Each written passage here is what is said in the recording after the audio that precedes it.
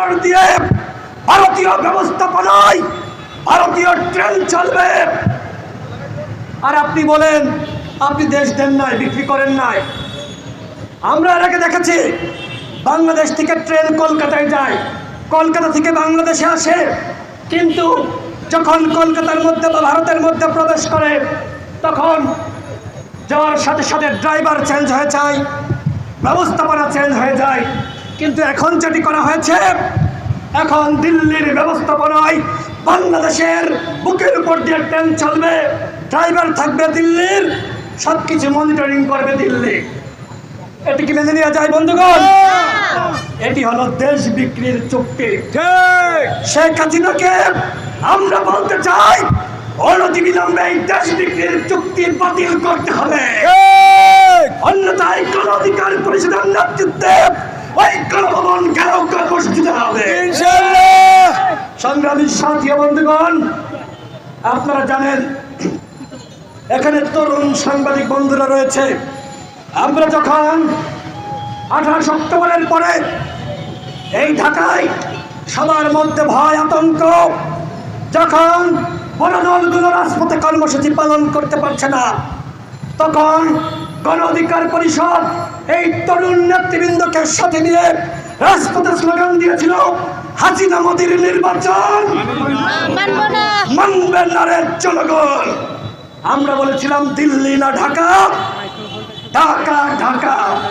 এই স্লোগানে ঢাকা রাজপথ উত্তোলিত হয়েছিল, এই স্লোগানে ঢাকা রাজপথ প্রকম্পিত হয়েছিল।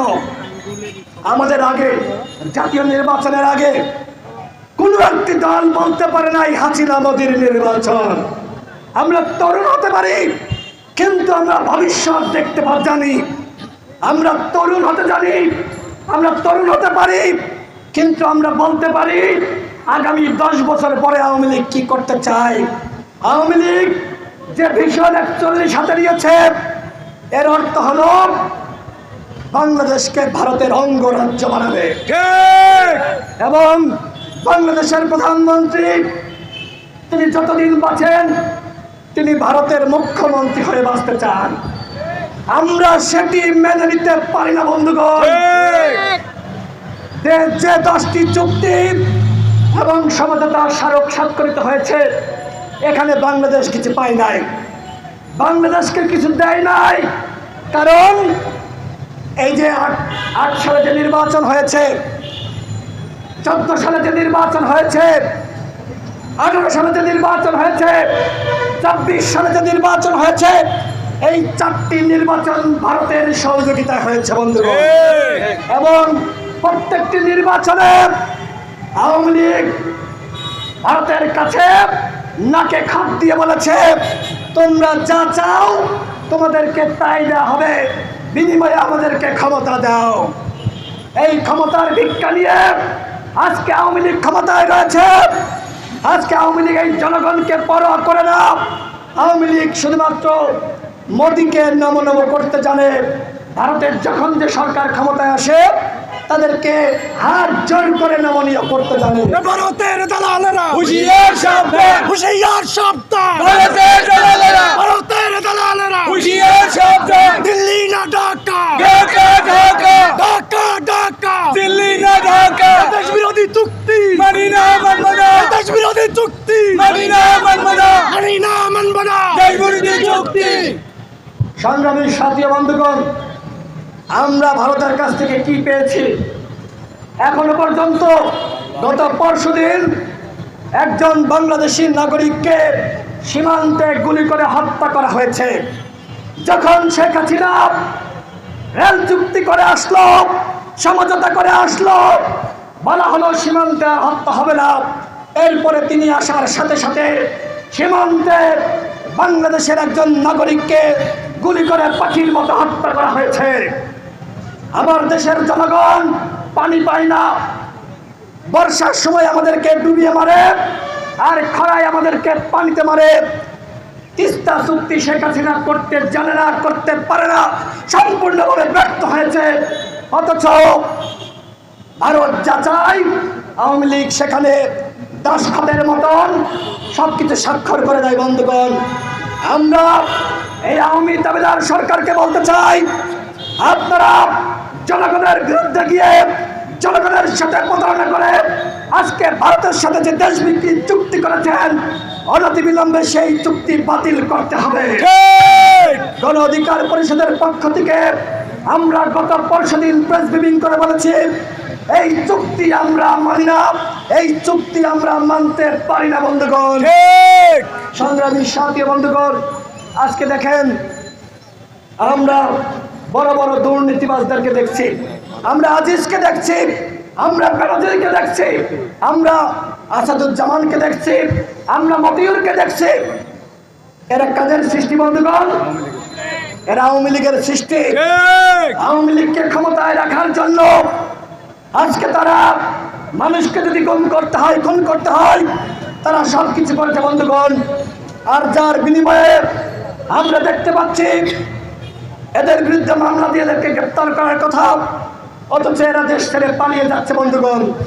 এই যে দুদক সার্টিফিকেট দিয়েছিল মতিউরের নামে, যে অভিযোগ, দুর্নীতির অভিযোগ, এগুলো নাকি মিথ্যা এবং ভুয়া। এখন দেখেন, এখন ওই ছাগল কাণ্ডের মাধ্যমে মতিউর তার ছেলেকে অস্বীকার করছে, মতিউরের মেয়ে তার বাবাকে অস্বীকার করছে। আজকে দেখেন এই অবস্থা। এই দুর্নীতিবাজদেরকে বলতে চাই, আপনারা যে পাপ করেছেন, পাপের মাধ্যমে সম্পদ অর্জন করেছেন, আপনার স্ত্রী হয়তো আপনাকে স্বীকার করবে না বন্ধুগণ। যখন সন্তান তার বাবাকে স্বীকার করে না আর বাবা তার সন্তানকে স্বীকার করে না, তখন অবশ্যই আমরা বুঝতে পারি যে এই দুর্নীতির যে ভয়াবহতা, এই দুর্নীতির যে করুণ পরিণতি আমরা সকলেই বুঝতে পারি বন্ধুগণ। এই দুদক এখানে বসে আছে, এরা বসে আছে আওয়ামী লীগের যারা দুর্নীতিবাজ মাফিয়া তাদেরকে রক্ষা করার জন্য। আর তাদের কাজ হলো সাবেক 3 বারের প্রধানমন্ত্রী খালেদা জিয়া, তাকে এতিমের 2 কোটি টাকা দিয়ে লুটপাট করেছেন, এই মিথ্যা এবং ভুয়া মামলায় তাকে গৃহ অন্তরীণ করে রাখা হয়েছে বন্ধুগণ। আজকে দেখেন খালেদা জিয়া তিনি অসুস্থ, এই সরকার তার চিকিৎসার ব্যবস্থা পর্যন্ত করছে না। এতটা অমানবিক এই সরকার। আজকের বাংলাদেশের রাজনীতি বলতে কিছু নাই। ডক্টর মোহাম্মদ ইউনূস কি বলেছেন? তিনি বলেছেন বাংলাদেশে একদলীয় শাসন ব্যবস্থা কায়েম হয়েছে এবং এখানে রাজনীতি করার কোনো পরিবেশ নাই, এখানে একটি দল ক্ষমতায় যায়, ভোটের কোনো পরিবেশ নাই। আমরা দেখলাম আমাদের প্রধানমন্ত্রী তিনি যেখানে এই যে 10টি চুক্তি এবং সমঝোতা সেটি নিয়ে ব্যাখ্যা বিশ্লেষণ করবেন, অথচ দেখলাম সাংবাদিকরা, সিনিয়র সাংবাদিক, তারা প্রধানমন্ত্রীকে কোনো প্রশ্ন করতে পারেন না, শুধু তেল মারেন তেল। আজকে সাংবাদিক ভাইরা তেল চর্চায় মগ্ন হয়েছে। আজকে প্রধানমন্ত্রীকে তেল মেরে ওই যে মঈনুল ইসলাম রাজাকারের সন্তান, তিনি আজকে প্রেস সচিব হয়ে গিয়েছে। দেখেন, যখন একজন রাজাকারের সন্তান আওয়ামী লীগে যোগদান করে তিনি ফেরেশতা হয়ে যান, আর যিনি রাজাকারের সন্তান নন তিনি গণ অধিকার পরিষদ, বিএনপি, জামাত করলে তারা হয়ে যায় দেশ বিরোধী বন্ধুগণ। এই হচ্ছে আওয়ামী লীগের চরিত্র। আমরা বলতে চাই বর্তমানে সবথেকে বড় রাজাকার হলো আওয়ামী লীগ। বর্তমানে আওয়ামী লীগ রাজাকারের ভূমিকায় অবতীর্ণ হয়েছে, যে কারণে ওই ভারতীয় তাবেদার, ওই মোদী যারাতে মুসলিম নিধনের রক্ত তার সাথে স্বাক্ষর করে এসেছে, বাংলাদেশে জনগণ যতই বিদ্রোহ করুক, বিপ্লব করুক, যদি 1 কোটি মানুষকে গুলি করে হত্যা করতে হয়, প্রয়োজনে হত্যা করে দিব, তবু আমরা ভারতের সাথে স্বামী স্ত্রীর সম্পর্ক বজায় রাখবো। প্রধানমন্ত্রী কি বলেছেন? তিনি বলেছেন ভারত আমাদের প্রকৃত বন্ধু। শেখ সেলিম তিনি বলেছেন যারা ভারতের বিরোধিতা করবে তারা পাকিস্তানের ওই সময় যে রাজাকার ছিল তারা নাকি আবার সেই রাজাকার। আমরা বলতে চাই যারা এই মুহূর্তে ভারতের দাবিদারি করছে, গুলামি করছে, বাংলাদেশকে ভারতের অঙ্গরাজ্য বানানোর চক্রান্ত করছে, এরা ভারতীয় রাজাকার। সংগ্রামী উপস্থিতি, আপনারা ভারতীয় রাজাকার নিশ্চয়ই চিনবেন। আমাদের পররাষ্ট্রমন্ত্রী সবথেকে বড় ভারতীয় রাজাকার। দেখবেন তিনি সবসময় বলেন ভারতবর্ষের সরকার। তার মানে কি? তার মানে তিনি স্বপ্ন দেখেন 41 সালের মধ্যে বাংলাদেশকে ভারতের অঙ্গরাজ্য বানাবে। আমরা এই দামি পররাষ্ট্রমন্ত্রীর স্বপ্ন আমরা পূরণ হতে দিব না বন্ধুগণ। ভারতের দালালেরা হুঁশিয়ার সাবধান, হুঁশিয়ার সাবধান, ভারতের দালালেরা ভারতের দালালেরা হুঁশিয়ার সাবধান। সংগ্রামী সাথী বন্ধুগণ, আজকে বাংলাদেশে যেভাবে দুর্নীতি আনাচে কানাচে ছড়িয়ে পড়েছে, আমরা এখন থেকে আমাদের প্রস্তুতি নিতে হবে। ওই আজিজের বাড়ি আমাদেরকে ঘেরাও করতে হবে, ওই ব্যানার্জির বাড়ি আমাদেরকে ঘেরাও করতে হবে, ওই মতিউরের বাড়ি ঘেরাও করতে হবে। ওদের যে সম্পদ রয়েছে এগুলো আমার আপনার সম্পদ। আমাকে আপনাকে কষ্ট দিয়ে ওরা ঘুষ এবং দুর্নীতির মাধ্যমে ওই সম্পদ অর্জন করেছে। আমাদেরকে এই যুব সমাজকে দুর্নীতি বিরোধী ফোর্স গঠন করতে হবে। ওদের সম্পদ ছিনিয়ে এনে গরিবের মাঝে বন্টন করতে হবে। ওরা কি পেয়েছে? ওরা কি পেয়েছে?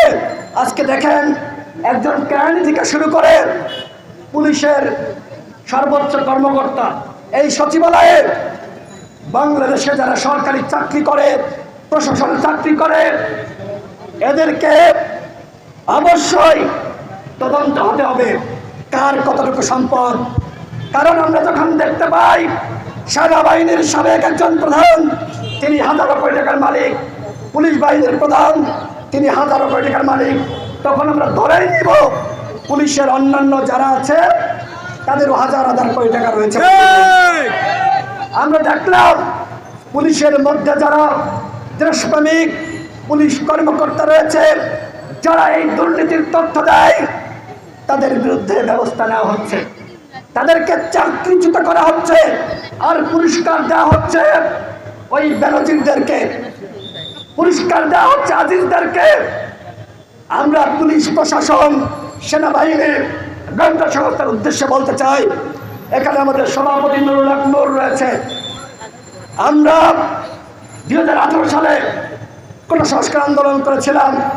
আমাদেরকে ওই সময় গোয়েন্দা সংস্থার পক্ষ থেকে বলা হয়েছিল, তোমাদেরকে কি লাগবে? বাড়ি লাগবে? টাকা লাগবে? চাকরি লাগবে? কি চাও বলো, সব দিয়ে দিব, আন্দোলন করতে পারবা না। আমরা বলেছিলাম প্রয়োজনে জীবন দিয়ে দেব, তবু আন্দোলন থেকে আমরা দূরে সরে যাব না। এই জাতীয় নির্বাচনের আগে আমাদেরকে বলা হয়েছিল, নুরুল হক নূর আমাকে সহ আরেকজন বড় নেতা, জাতীয় পর্যায়ের নেতা, আমাদেরকে বলা হলো তোমরা দুইজন, নুরুল হক নূর তুমি পটুয়াখালী থেকে এমপি হয়ে যাও, আমাকে বলা হলো তুমি ঝিনাইদহ থেকে এমপি হয়ে যাও। আমরা বললাম জনগণের সাথে বেইমানি করে আমরা এমপি হতে আসি নাই। অথচ দেখেন বন্ধুগণ, আজকে দুঃখের সাথে বলতে হয়, বিদেশে বসে কিছু অনলাইন অ্যাক্টিভিস্ট, তার মধ্যে অন্যতম হল পিনাকি ভট্টাচার্য, তিনি প্রায়ই বলেন নুরুল হক নূর সুলতান মনসুর হয়ে যাবে। বলেন নাই বন্ধুগণ? বলছে। আমি পিনাকি ভট্টাচার্যের প্রতি সম্মান রেখে, শ্রদ্ধা রেখে বলতে চাই, নুরুল হক নূরকে এমপি বানানোর অফার দেওয়া হয়েছিল, নুরুল হক নূর সেই অফার লাঠি মেরে ছিটকে ফেলেছে। নুরুল হক নূরের বিরুদ্ধে গ্রেপ্তারি পরোয়ানা জারি হয়েছে, আমার বিরুদ্ধে গ্রেপ্তারি পরোয়ানা জারি হয়েছে। আমরা নির্বাচনে যাইনি এই কারণে। আপনি কম তথ্য উপাত্তের ভিত্তিতে একের পর এক আমাদের নিয়ে সমালোচনা করছেন, অথচ আমরা দেখতে পাই বন্ধুগণ গলার অবস্থা খারাপ, কিন্তু এটি গুরুত্বপূর্ণ কথা বলতে হবে। আমাদের সাথে যারা ছিল ওই ফারুক এবং তারেকরা, আমার পরিষদ, গণঅধিকার পরিষদ, গণঅধিকার পরিষদ, তোমার আমার পরিষদ, গণঅধিকার পরিষদ। দেখেন আমাদের সাথে যারা ছিল ফারুক এবং তারেক, তাদের নিয়ে আমাদের কোনো সমালোচনা নাই। পিনাকি ভট্টাচার্য যখন আমাদের ভিতরে এক ধরনের ভুল বোঝাবুঝি হচ্ছে, তিনি বলেছিলেন এদের মধ্যে আরো অনেক নেতা রয়েছে যারা চাইলে এই দলের নেতৃত্ব নিতে পারে। তিনি এর মাধ্যমে উস্কানি দিয়েছিলেন, উস্কানি। পিনাকি ভট্টাচার্য এইভাবে একটি উদীয়মান দলকে তিনি ভেঙেছেন এবং তিনি ওই ফ্রান্সে বসে প্রতিদিন নুরুল্লাহ নূরের সমালোচনা করছেন। আমি পিনাকি ভট্টাচার্যকে বলতে চাই, তার সাথে আমারও ব্যক্তিগতভাবে যখন তিনি দেশে ছিলেন অনেক ভালো সম্পর্ক ছিল। এখনো সম্পর্ক খারাপ হয়েছে এটি আমি বলবো না, কিন্তু তিনি সারাক্ষণ ওই তারেক এবং ফারুকদের ভিডিও তার ইউটিউব চ্যানেলে দেন আর আমাদের বিরুদ্ধে সমালোচনা করেন। কেন কেন কি উদ্দেশ্যে আমি সেটি আপনার কাছে জানতে চাই। কি প্রমাণ রয়েছে আপনার কাছে যে আমরা সরকারের কাছে বিক্রি হয়ে গিয়েছি? এই উদীয়মান শক্তিকে ভাঙার যে ষড়যন্ত্র আপনি হাতে নিয়েছেন, সেই ষড়যন্ত্র থেকে আপনাকে দূরে সরে আসতে হবে। আপনি যে আহ্বান রাখতে পারতেন একজন সিনিয়র মানুষ হিসেবে, আপনার রাজনৈতিক নলেজ রয়েছে, এদেশের মানুষ আপনার ভিডিও শোনে, আপনি বলতে পারতেন নুরুল্লাহ নূর, ফারুক হাসান, রাশেদ খান, তারেক রহমান, তোমরা এক হয়ে যাও, একসাথে নেতৃত্ব দাও, দেশের জনগণের জন্য কাজ করো। এই বাংলাদেশে বসে সবার আগে ভারতীয় পণ্য বর্জনের আহ্বান জানিয়েছে নুরুল্লাহ নূর। আর কোন নেতা জানিয়েছে? নুরুল্লাহ নূরের রুমে এই নুরুল্লাহ নূর আমাকে সহ আমাদের 4 জনকে হত্যা চেষ্টা করেছিল। কেন? কারণ আমরা মোদী সরকারের বিরুদ্ধে কথা বলেছিলাম। আরে ভাই, বাংলাদেশে আমাদের আগে এই প্রজন্মের কারা আধিপত্য এবং আগ্রাসনের বিরুদ্ধে আন্দোলন শুরু করেছে? দেখান তো, দেখাতে পারবেন? আমার গলা ভেঙে গিয়েছে, কথা বলতে কষ্ট হচ্ছে, কিন্তু আমি মর্মাহত। এরকম অ্যাক্টিভিস্ট যারা রয়েছে, যেখানে তারা বিচ্ছেদকে উস্কে না দিয়ে একতার কথা বলবেন, সেখানে তারা বিচ্ছেদকে সবসময় উস্কে দিচ্ছেন। তারা বিভক্তি চায়, তারা ঐক্য চায় না। আপনি যাই হন না কেন, যারা ঐক্যের বিরোধিতা করবে এরা দেশ এবং জনগণের শত্রু। হয়তো এখানে আজকে কথা বলছি, এরপরে পিনাকি ভট্টাচার্য আমাকে নিয়ে ভিডিও বানাবে। আমি চ্যালেঞ্জ করে বলছি, আমি একজন শ্রমিকের সন্তান, আমার বিরুদ্ধে যদি আপনি 1 টাকার দুর্নীতির প্রমাণ করতে পারেন, আমি এই প্রেস ক্লাবের সামনে দাঁড়িয়ে বলছি আমি রাজনীতি করব না। আমি যে কথাগুলো বললাম, নুরুল্লাহ নূরকে এমপি বানাতে চেয়েছিলাম আমার সামনে, সব থেকে বড় সাক্ষী আমি, সব থেকে বড় সাক্ষী গোয়েন্দা সংস্থা, সব থেকে বড় সাক্ষী সরকার। প্রমাণ করেন, পেয়ে যাবেন। যারা যারা এমপি হয়েছে আওয়ামী লীগের বাইরে, প্রমাণ করেন, পেয়ে যাবেন। এই নূর রাশেদ এমপি হয় নাই, জনগণের সাথে প্রতারণা করে নাই। এই জন্য কি আমাদেরকে এইভাবে সমালোচনা করবেন? জনগণের কাছে আমাদের বলা হচ্ছে আমরা সুলতান মনসুর হয়ে গিয়েছি। এগুলো কি? আপনার প্রতি শ্রদ্ধা এবং সম্মান রেখে বলছি, আর কখনো মিথ্যা তথ্যের ভিত্তিতে নুরুল্লাহ নূরের বিরুদ্ধে আপনি সমালোচনা করবেন না। যদি কোনো তথ্য প্রমাণ থাকে সেটির ভিত্তিতে কথা বলবেন। হ্যাঁ, আমরা ইয়াং, আমরা বয়সের তরুণ, আমাদের ভুল ভ্রান্তি হতে পারে বন্ধুগণ, এবং এই ভুল ভ্রান্তির জন্য আমরা জনগণের কাছে দায়বদ্ধ। কিন্তু আমরা যা করছি 28 অক্টোবরে এবং 28 অক্টোবরের পরে নির্বাচনের আগে পরে এই গণ অধিকার পরিষদ যা করেছে, চ্যালেঞ্জ করে বলতে পারি বাংলাদেশের আর কোন দল এত জনশক্তি এবং তরুণ শক্তিকে নিয়ে আন্দোলন গড়ে তুলতে পারে নাই বন্ধুগণ। আমরা লড়াই করছি, এই লড়াই চলবে। ভারতীয় দাবেদার মোদী সরকারের বিরুদ্ধে আমাদের আন্দোলন চলবে, এবং বাংলাদেশে যে ভারতের আওয়ামী লীগের গোলাম সরকার রয়েছে তাদের বিরুদ্ধে আমাদের লড়াই চলবে। এবং আজকে বাংলাদেশের জনগণের পক্ষ থেকে যে ইসরায়েলি পণ্য, ভারতীয় পণ্য বর্জনের আন্দোলন চলছে, এই আন্দোলন বাংলাদেশের সর্বপ্রথম রাজনৈতিক নেতা হিসেবে নুরুল্লাহ নূর সর্বপ্রথম ঘোষণা দিয়েছে। তার নেতৃত্বে আমরা গণ অধিকার পরিষদ এই আধিপত্য এবং আগ্রাসনের বিরুদ্ধে যে লড়াই, এই লড়াই ইনশাআল্লাহ চালিয়ে যাব। সকলে ভালো থাকবেন। জয় হোক মেরুতি মানুষের, জয় হোক গণ অধিকার পরিষদের, জনতার অধিকার আমাদের অঙ্গীকার। এই পর্যায়ে আজকের এই দেশপ্রেমিকের সমাবেশে, আগ্রাসনের বিরোধী সমাবেশে এখন বক্তব্য রাখবেন গণবন্ধু বিবি নুরুল হক নূর। তোমার নেতা আমার নেতা বিবি নূর বিবি নূর আমার নেতা, আমার নেতা, আমার নেতা বিবি নূর, বিবি নূর, বিবি নূর তোমার নেতা, আমার নেতা। বিবি নূর পাই না রাজপথ ছাড়ি নাই, রাজপথ ছাড়ি না বিবি নূর ভয় নাই। দেশের বর্তমান এই বিনা ভোটের সরকার একের পর এক ধারাবাহিকভাবে গত 16 বছর ধরে যে অসমের চুক্তিগুলো করছে জনগণের মতের বিরুদ্ধে গিয়ে, দেশের স্বার্থের বিরুদ্ধে গিয়ে, এমনকি দেশের স্বাধীনতা সার্বভৌমত্বকে হুমকিতে ফেলে আমরা সেই অসম চুক্তি বাতিলের দাবিতে এবং আজিজ বেনজিরদের মতো কুলাঙ্গারদেরকে গ্রেপ্তারের দাবিতে আজকে ঢাকা মহানগর দক্ষিণ এই প্রোগ্রামের আয়োজন করেছে। ঈদের পরে লোক ঢাকা এসে ওইভাবে এখনও পৌঁছায় নাই, তারপরেও তারা তাৎক্ষণিকভাবে প্রোগ্রাম আয়োজন করেছে, আমরা তাদেরকে ধন্যবাদ জানাই। এই প্রোগ্রামে বক্তব্য রেখেছেন গণ অধিকার পরিষদের এবং অঙ্গ সংগঠনের নেতৃবৃন্দ, আরও বক্তব্য রাখেন নাই আমাদের গণ অধিকার পরিষদের কেন্দ্রীয় নেতা, উচ্চতর পরিষদের সদস্য কয়েক ফাতেমা বিষয়ে কথা বলে শেষ করতে চেষ্টা করব সংক্ষেপে। প্রথমত, আপনারা যদি একটা বিষয় লক্ষ্য করেন যে প্রধানমন্ত্রী থেকে শুরু করে আওয়ামী লীগের শীর্ষ নেতারা সব সময় কিছু গতানুগতিক কথা, যেটা গোয়েবলসের তত্ত্বের মতো সামনে আনার চেষ্টা করেন যে ভারত আমাদের মুক্তিযুদ্ধে সহযোগিতা করেছে, ভারত আমাদের সীমান্তবর্তী বড় একটি প্রতিবেশী দেশ, তাদের সাথে বৈরিতা করা যাবে না, বন্ধুত্ব করতে হবে, মুক্তিযুদ্ধের কারণে কৃতজ্ঞতা স্বীকার করতে হবে। আওয়ামী লীগের নেতাদের এই কথার সাথে আমাদের দ্বিমত নাই। আমরাও মনে করি যে ভারত মুক্তিযুদ্ধে আমাদেরকে যেভাবে সহযোগিতা করেছে তার জন্য ভারতকে আমাদের ধন্যবাদ দেওয়া উচিত। 4500 বর্ডার ভারতের সাথে বাংলাদেশের, নিশ্চয়ই যদি ভারত এবং বাংলাদেশের সাথে বৈরী সম্পর্ক থাকে সেটা বাংলাদেশ ভারত কারোর জন্যই ভালো না। আমরা একটা ভারসাম্যপূর্ণ সম্পর্ক চাই।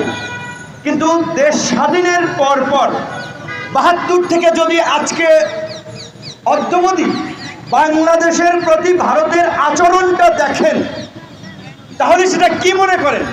ভারত কি আমাদেরকে বন্ধু রাষ্ট্র হিসেবে, স্বাধীন সার্বভৌম রাষ্ট্র হিসেবে চোখে দেখে, নাকি চাকর বাকর হিসেবে আমাদেরকে চোখে দেখে?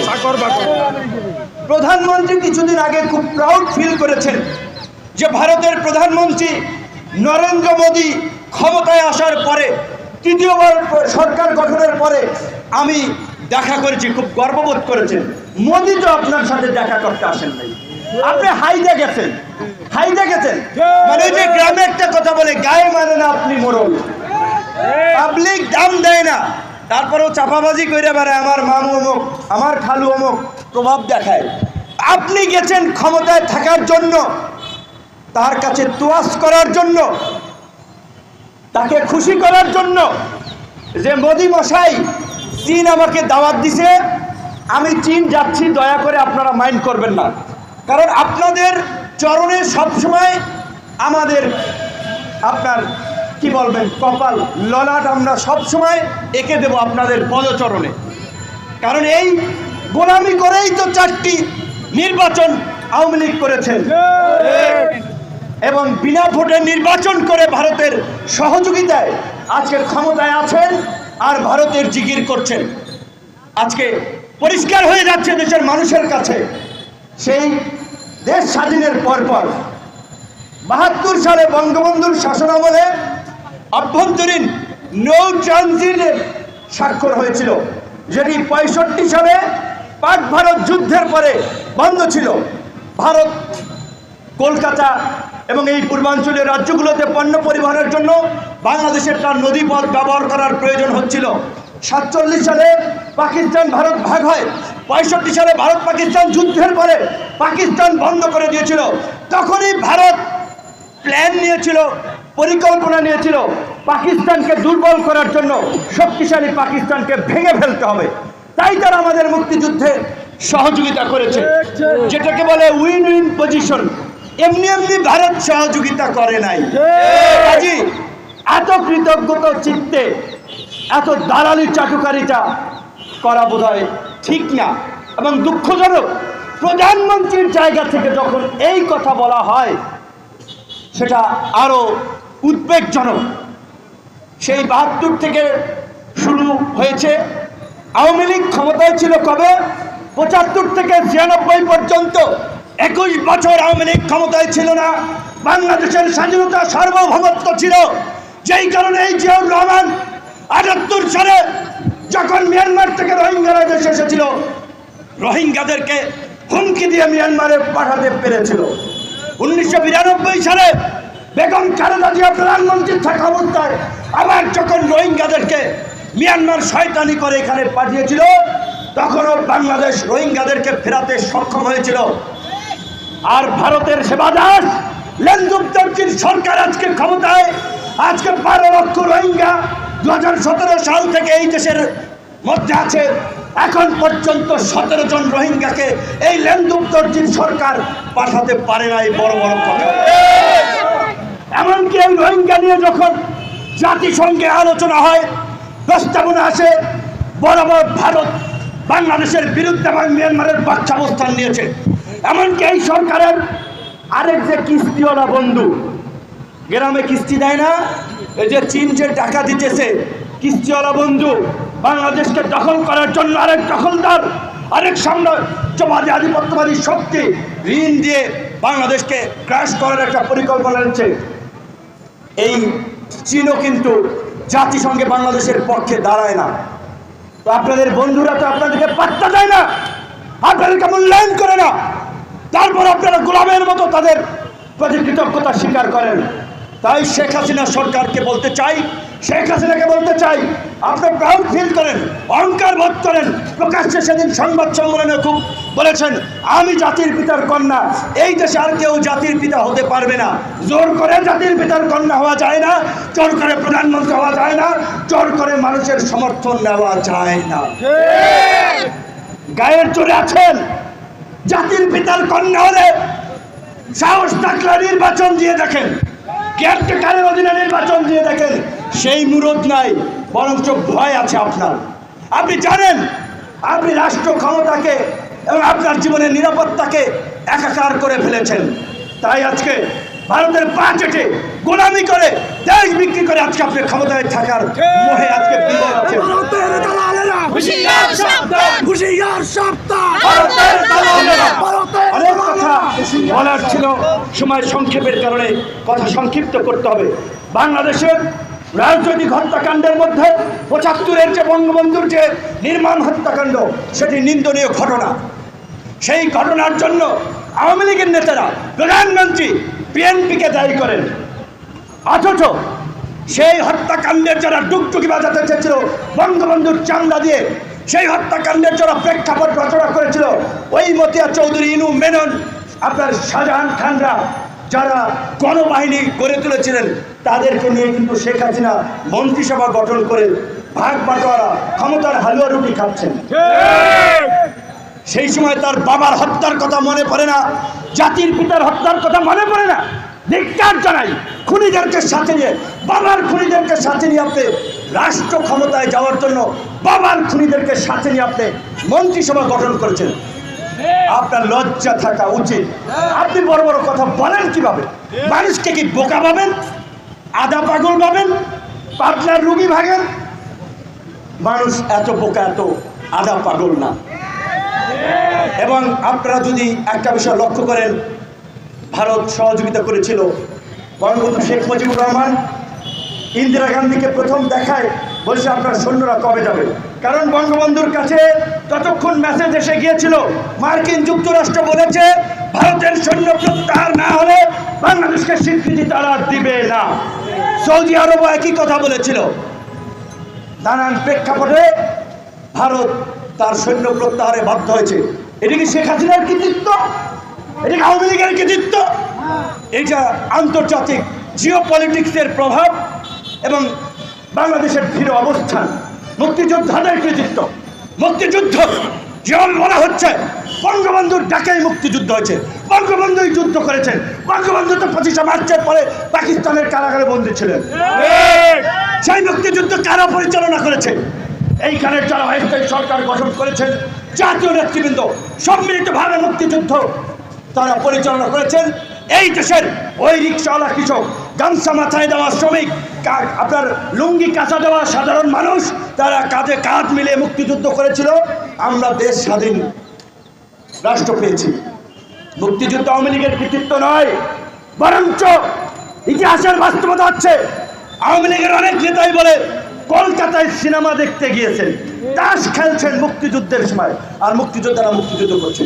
এমনকি যখন মুক্তিযুদ্ধের সময় পাকিস্তানি হানাদার বাহিনী সারেন্ডার করে বাংলাদেশের সশস্ত্র বাহিনীর সর্বাধিনায়ক এমএজি ওসমানী যখন হেলিকপ্টারে করে ওই আপনার সারেন্ডার সমাবেশে উপস্থিত হতে চেয়েছিল, তখন তার হেলিকপ্টারে গুলি করা হয়েছিল। সেই হেলিকপ্টারে ছিলেন ডাক্তার জাফরুল্লাহ চৌধুরী। আপনাদের মনে আছে থাকতে তিনি অনেক কথা বলেছেন। তিনি বলেছিলেন ভারত হচ্ছে এশিয়ার ইসরায়েল। আজকে পরিষ্কার, আজকে আওয়ামী লীগ ফিলিস্তিনের জন্য মায়া কান্না করে আর ভারতের গোলামি করে, ভারতকে এই দেশ শুষে নেওয়ার জন্য আমাদের সুযোগ সুবিধা দিচ্ছে। সেই টাকায় ফেলে ফুপে উঠে ভারত ইসরায়েলে গোলা বারুদ পাঠাচ্ছে, অস্ত্র পাঠাচ্ছে ওই বাইতুল মুকাদ্দাসকে ধ্বংস করার জন্য, আমাদের নিরীহ নির্যাতিত ফিলিস্তিনি ভাই বোনদেরকে ধ্বংস করার জন্য।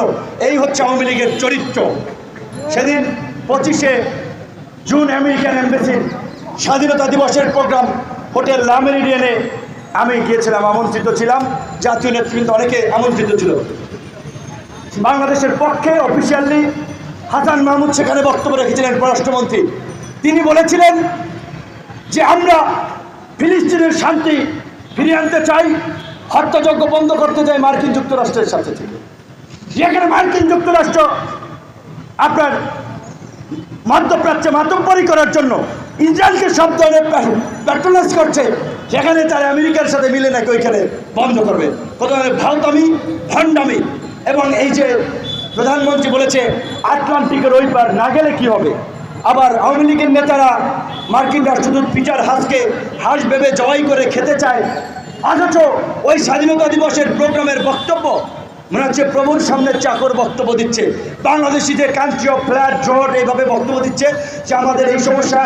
এই 1990 সালের বন্যায় আমি প্রথম সি প্লেন দেখেছি, হাসান মাহমুদ সাহেব বলেছে আমেরিকার তেলবাজি করার জন্য।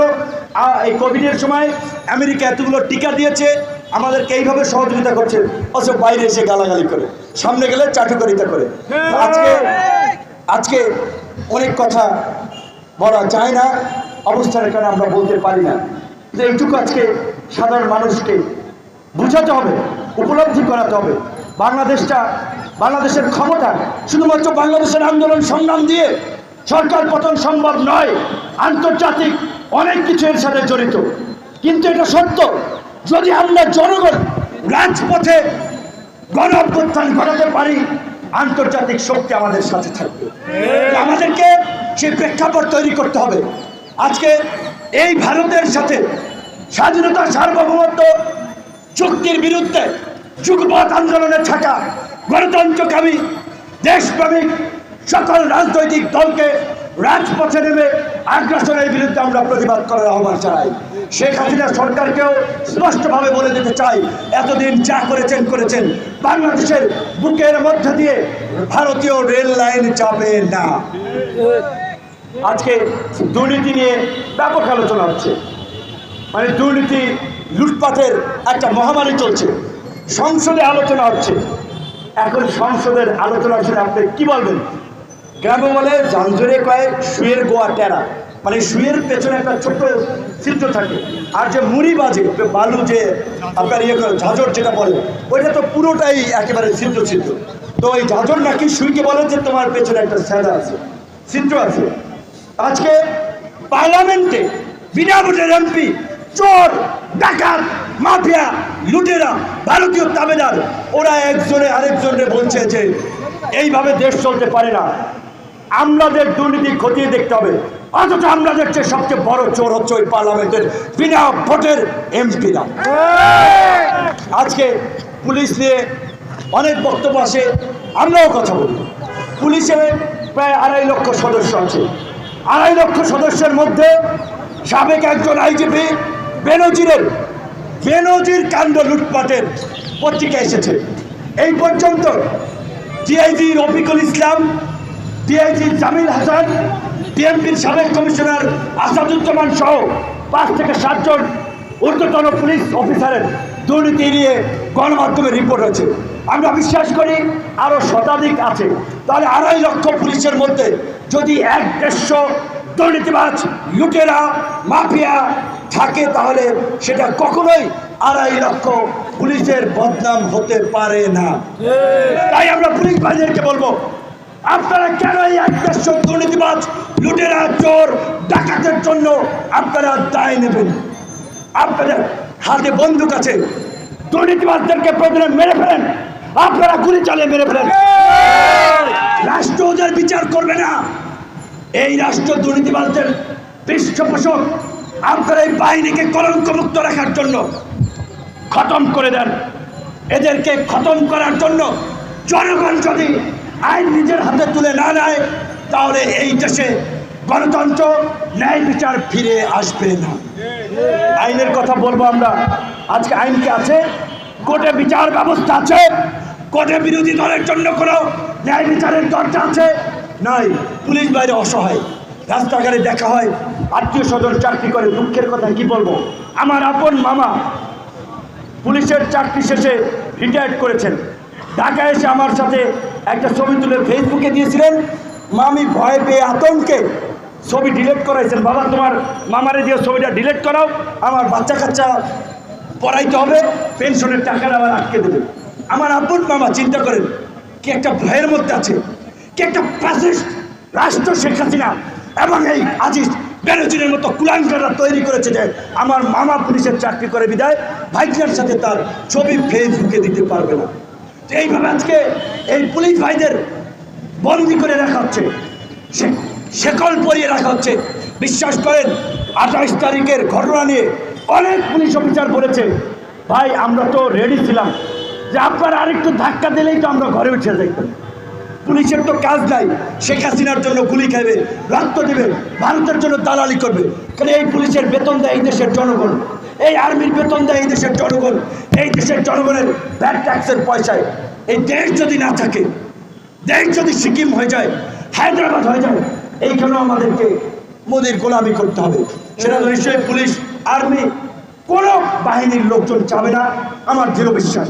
তাই আজকে পুলিশ, সামরিক বাহিনী, সরকারি কর্মকর্তা কর্মচারী সকলকে বলবো, দেখেন আল্লামা দিলওয়ার হোসেন সাইদি সাহেব মারা গেছে, আল্লাহ তাকে বেহেশত নসিব করুন। বারবার তার কথা মনে পড়ছে। আজকে এই শেখ হাসিনার রেল লাইনের চুক্তি দেখে তিনি বলেছিলেন কয়েক বছর আগে, প্রায় 30 বছর না 20-25 বছর আগে বলেছিলেন, আমি দেখতে পাচ্ছি বাংলার আকাশে উত্তর গগনে গাঢ় কালো মেঘ করেছে। এমন গাঢ় কালো অমানিচার মেঘ যদি সক্ষমভাবে মোকাবিলা করতে না পারো, সুবে সাদিক হওয়া অসম্ভব। আল্লাহ ব্যক্তি ছিলেন, আল্লাহর ওলি ছিলেন। তাই তারা দূরদর্শিতার জায়গা থেকে দেখতে পাচ্ছিলেন ভারত বাংলাদেশকে গ্রাস করার জন্য সব ধরনের প্রস্তুতি নিয়েছে। এমনকি খালেদা জিয়া আজকে হাসপাতালের বেডে কাটকাচ্ছে। 1999 সালে এই ভারতকে করিডোর দেওয়া নিয়ে রোড মার্চে কিশোরগঞ্জে বলেছিলেন, ভারতকে করিডোর দেওয়া শহীদের রক্তের সাথে বেইমানি। আজকে বিরোধী চুক্তি মানি না, মানবো না। দিলওয়ার হোসেন সাইদিকে আমৃত্যু কারাগারে রেখে মৃত্যুর দিকে শেষ পর্যন্ত ঠেলে দিয়ে হত্যা করেছে। খালেদা জিয়াকে আজকে নানানভাবে হত্যা করার একটা ষড়যন্ত্র করছে। তাই আমি আপনাদের কাছে সর্বশেষ আমার এই যে বক্তব্য, এই দেশে যারা ভারতের বিরুদ্ধে কথা বলবে, ভারতীয় আগ্রাসনের বিরুদ্ধে কথা বলবে, তাদেরকে অনেক অত্যাচার, নির্যাতন, জুলুম সহ্য করতে হবে। এই যে আঙ্গুলটা বাঁকা, এখনো এই হাতটা ফ্র্যাকচার হয়ে গেছিল, চোরা লাগে নাই। 2019 সালে ডাকসুতে এই ভারতের এনআরসি নিয়ে প্রতিবাদ করায় সেদিন ভারতীয় ভারতপুষ্ট ওই তথাকথিত সন্ত্রাসীদের সংগঠন মুক্তিযুদ্ধ মঞ্চ এবং ছাত্রলীগ আমাদের উপরে যৌথ হামলা করেছিল ডাকসুতে। আমি ডাকসুর বিপি ছিলাম। সেই ডাকসুতে লাইট ফ্যান বন্ধ করে 1971 সালের 25শে মার্চের মতো একটি নারকীয় তাণ্ডব চালিয়েছে। তাই আমি সন্ধ্যা আমাদের যে সমস্ত ভাই বন্ধুরা ভারতীয় পণ্য বর্জন আগ্রাসনের বিরুদ্ধে সরব হচ্ছেন তাদেরও বিপদ আসতে পারে। আপনাদের প্রতি আমার এটাই অনুরোধ, কারো বিপদ আসলে তার পাশে থাকবেন। কেউ নিখোঁজ হলে সরাসরি ভারতীয় এমবেসি ঘেরাও করে এমবেসিতে গিয়ে খোঁজ দিবেন ও এমবেসির মধ্যে আছে কিনা। ভারতীয় আগ্রাসন রুখে দাও জনগণ, রুখে দাও জনগণ, ভারতীয় আগ্রাসন, ভারতীয় আগ্রাসন। আজকের মতো প্রোগ্রাম আমরা এখানে শেষ করছি। যারা দীর্ঘক্ষণ ধৈর্য ধরে প্রোগ্রাম দর্শক, আপনারা দেখতে পাচ্ছেন গণ অধিকার পরিষদের ভারতীয় আগ্রাসনের বিরুদ্ধে বিক্ষোভ মিছিলটি তাদের অফিস কার্যালয়ের দিকে এগোচ্ছে। এই মিছিলে নেতৃত্ব দিচ্ছেন গণ অধিকার পরিষদের সভাপতি জনাব বিপি নুরুল হক নুল এবং তার সঙ্গে রয়েছেন সহসভাপতি রাশেদ খান মিলন সহ আরও অন্যান্য নেতাকর্মী।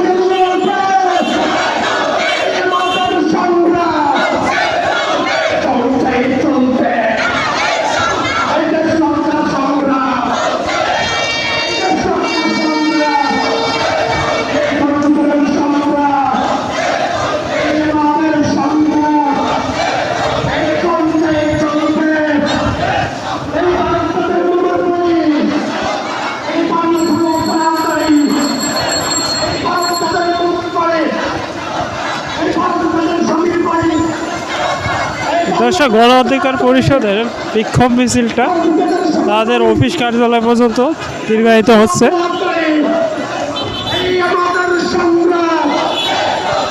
ভারতীয় আগ্রাসন বিরুদ্ধে এবং বাংলাদেশের ভিতর দিয়ে রেল প্রকল্প নিয়ে ভারতীয় ট্রানজিট বন্ধের দাবিতে এই বিক্ষোভ মিছিলটা অনুষ্ঠিত হয়।